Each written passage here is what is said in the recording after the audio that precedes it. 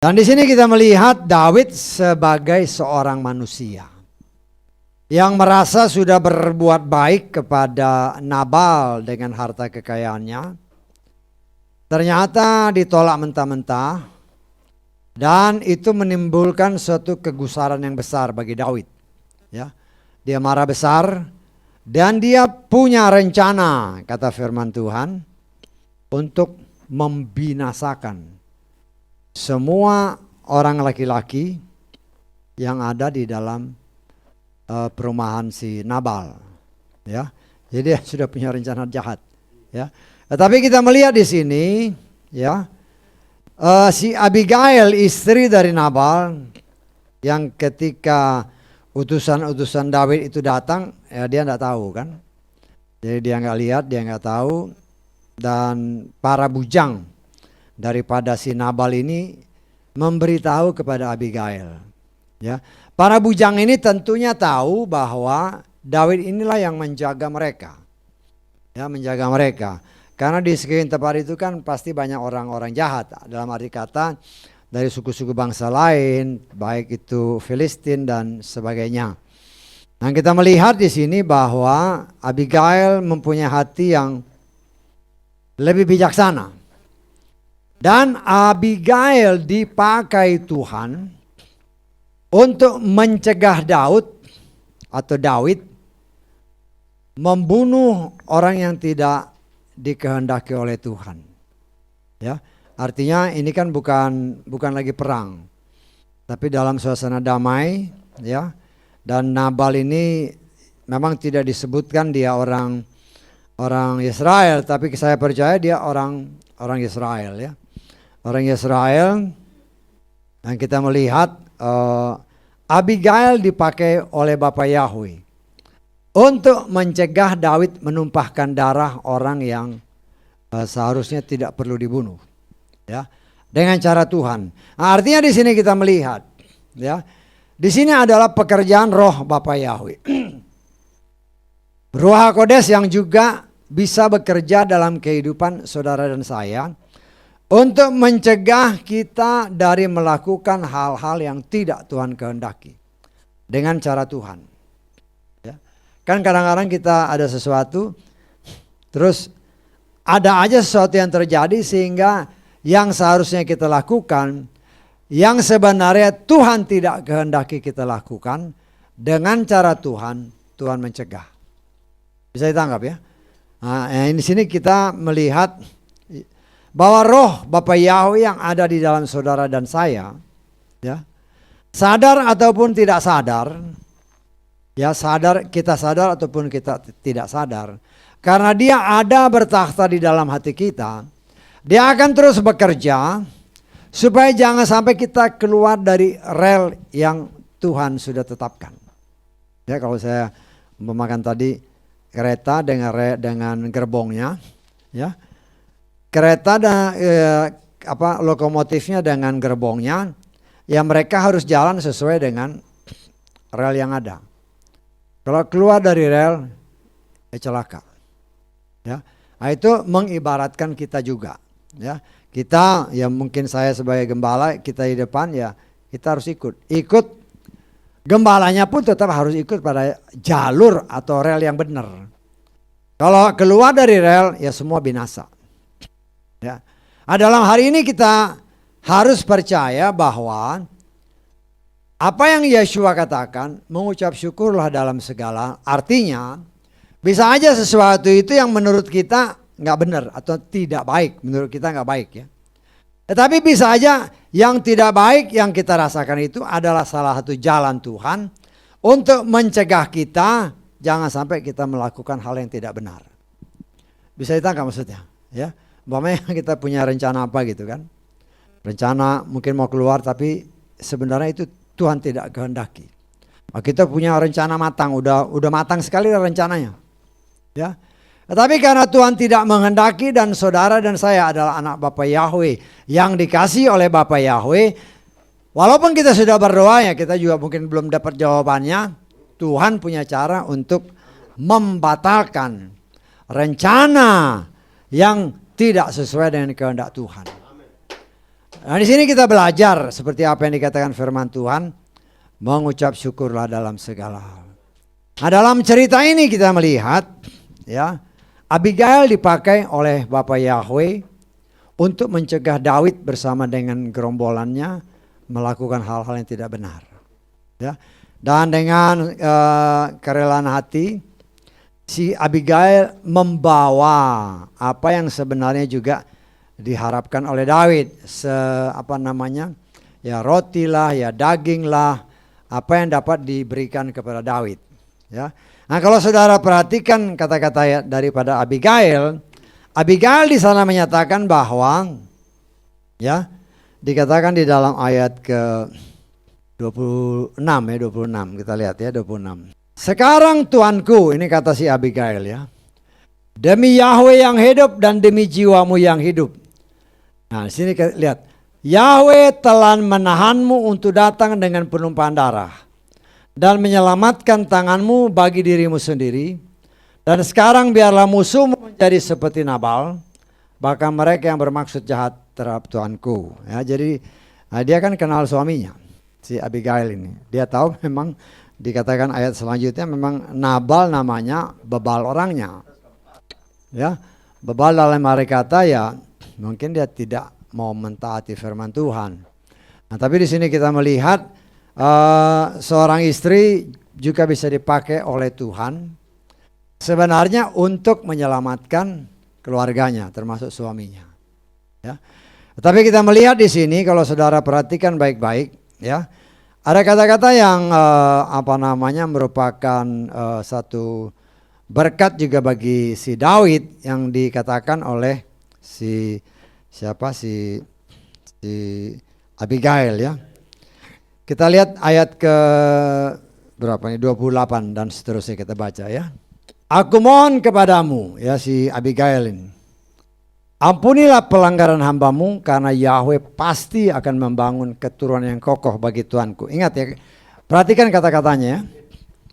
Sebab Tuanku telah melakukan peperangan Yahweh dan kejahatan tidak ditemukan padamu sepanjang hidupmu. Sekalipun manusia bangkit mengejar engkau dan menuntut nyawa, tetapi nyawa Tuanku akan dalam bungkus kehidupan bersama Yahweh Elohimmu. Dia akan melontarkan nyawa musuh-musuhmu dari celah katapel. Dan akan terjadi ketika Yahweh melakukan terhadap Tuanku sesuai dengan kebaikan yang telah dia katakan mengenai engkau dan telah memerintah engkau menjadi pemimpin atas Israel, maka hal itu tidak akan menjadi penyebab yang mengejutkan atau penyebab yang merintangi hati Tuanku, baik untuk menumpahkan darah dengan sia-sia maupun demi Tuanku menyelamatkan diri sendiri. Semoga Yahweh berbuat baik kepada Tuanku dan engkau mengingat hambamu ini. Ya ini, saudara perhatikan kata-katanya ya. Dia memberkati Daud, tetapi dia katakan setelah kau jadi raja, jangan lupa dia. Ya, dan ini ternyata menjadi suatu kenyataan. Ya, mungkin dia nggak, ya kata-kata dia ngomong, dia tidak pernah berpikir bahwa nantinya dia akan jadi istri Daud kan. Tapi dari kata-katanya di sini kita melihat, ya, engkau mengingat hambamu ini. Dan di sini kita melihat Tuhan mencegah Daud melalui Abigail sehingga tidak berdosa. Ya. Dan karena Daud mau mendengar kata-kata Abigail, ya, menahan langkahnya daripada membunuh si Nabal dengan semua orang yang ada bersama dengan dia. Dan kita melihat cara Tuhan untuk membinasakan orang yang menjadi musuh orang yang diurapi. Ya, kalau saudara dan saya adalah orang-orang yang diurapi Tuhan, ya kita mungkin bisa aja punya orang-orang yang tidak menyukai kita, jangan kita mengambil tindakan sendiri. Tetapi biarlah roh Bapa Yahweh yang bekerja. Ya, dengan kita mentaati Bapa Yahweh, ya di sini kan kita lihat Daud dia taat kepada apa yang dikatakan oleh Abigail. Ya. Abigail dia lakukan itu, kita percaya adalah dorongan daripada Ruh HaKodes oleh Bapa Yahweh. Artinya kalau kita juga bertindak sesuai dengan apa yang Tuhan perintahkan, maka Tuhan yang akan bekerja untuk membela kita dengan caranya. Nah, di sini kita melihat bahwa ya Nabal adalah orang yang tidak tahu berterima kasih. Memang dikatakan dia orang yang bebal. Ya. Dia orang yang bebal, sehingga cara Tuhan untuk membinasakan orang yang bebal. Ya. Kalau di dalam ayat-ayat selanjutnya dikatakan, kita lengkap ke ayat ke-36 kita lihat ya. Abigail datang kepada Nabal dan tampak dia sedang mengadakan perjamuan di rumahnya seperti perjamuan raja. Jadi lagi pesta dia. Ya. Lagi pesta ya, karena habis potong domba, bulu domba kan, jadi banyak duit, jadi pesta. Ya. Hati Nabal merasa gembira. Nah, di sini dia mabuk hingga berlebih-lebihan. Dan wanita itu tidak memberitahukan dia sepatah kata pun sampai terang fajar. Terjadilah pada pagi harinya, ketika pengaruh anggur itu telah hilang dari Nabal, istrinya memberitahukan dia hal itu. Lalu berhentilah jantungnya di dalam dadanya, dan dia menjadi seperti sebuah batu. Ya, karena memang dia dasarnya benci Daud. Ya. Dia membenci orang yang dia urapi. Ya, jadi ketika dia dengar istrinya justru memberikan sesuatu untuk Daud, nah dia shock, jantungan. Ya, saya percaya jantungan kan, dia jantungan. Di sini dikatakan ya, mungkin bukan di sana dikatakan menjadi seperti sebuah batu ya. Jadi kita melihat dia kan nggak langsung mati ini. Ya. Dikatakan selanjutnya setelah berapa hari? Setelah 10 hari kalau saya nggak salah ya. Setelah 10 hari baru dia mati. Ya, artinya kita bisa menerjemahkan di sini, dia itu jadi ya shock, terus jadi kolaps lah ya. Jadi koma sekitar 10 hari, kemudian mati.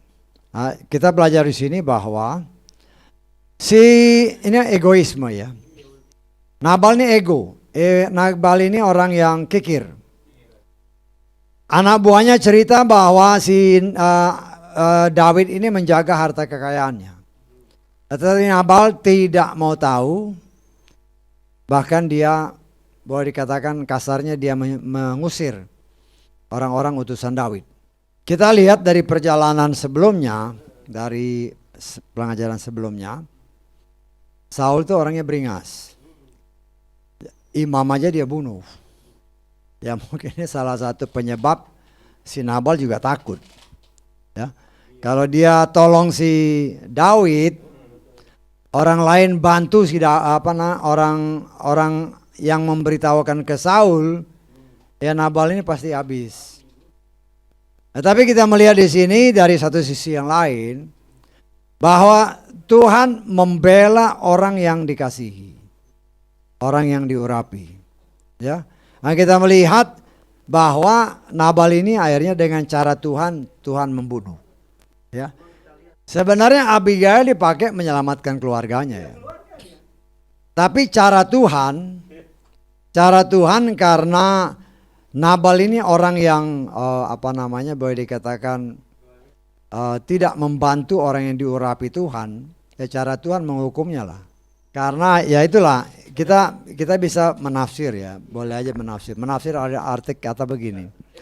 Dia juga pasti sudah dengar para imam aja dia bunuh si Saul karena menolong Daud. Mungkin juga ada rasa ketakutan seperti itu.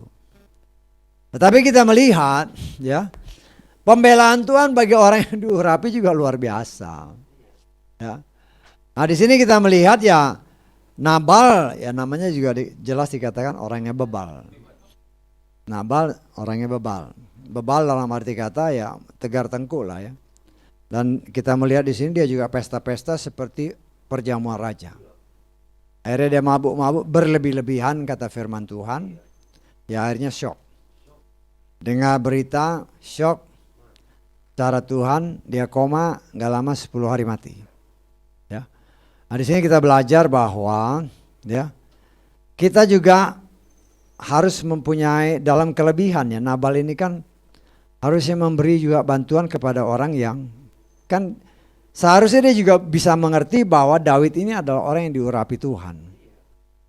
Ya, walaupun dia mungkin tidak tahu kalau David ini sudah diurapi oleh Samuel ya. Tetapi dari cerita-cerita pasti kan dia lihat bahwa David ini selalu ada pembelaan Tuhan. Dia pasti juga dengar bagaimana David berperang dengan Goliat dan sebagainya. Kalau tanpa Tuhan pasti nggak mungkin selamat. Kita lihat di sini setelah si Nabal mati ya akhirnya si Abigail diambil istri oleh si David sesuai dengan perkataannya tadi kan. Kan ucapannya tadi kan kalau kau sudah jadi raja ingatlah aku.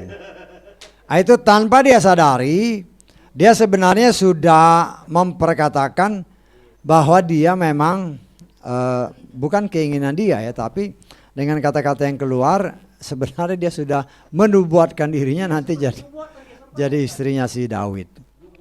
Nah, artinya ya kita juga belajar untuk memperkatakan yang baik untuk supaya itu menjadi berkat bagi kita.